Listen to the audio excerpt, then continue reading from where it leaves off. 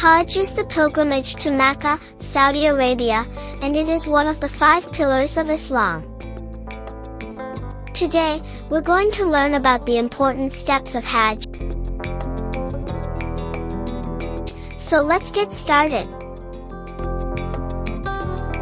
Before starting Hajj, Muslims wear special white clothes called Ihram.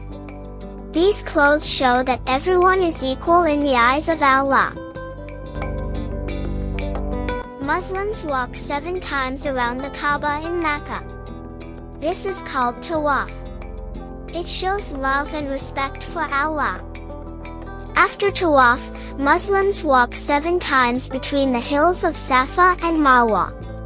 This reminds us of Hazrat Hajra, the mother of Prophet Ismail, alayhi salam, who searched for water for her baby.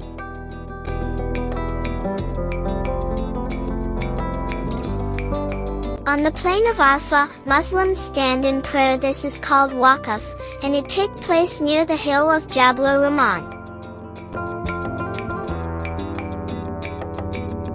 After Arafat, they go to Muzdalifah, pray, and collect small stones.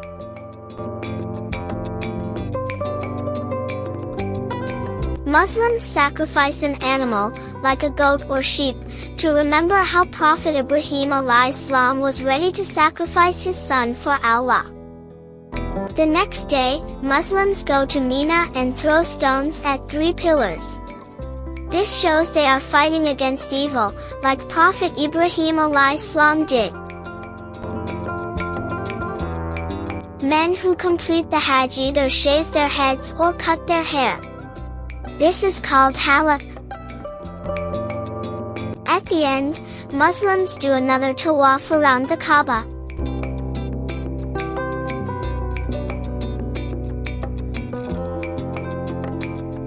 Like, share, subscribe our channel for more Islamic content. Allah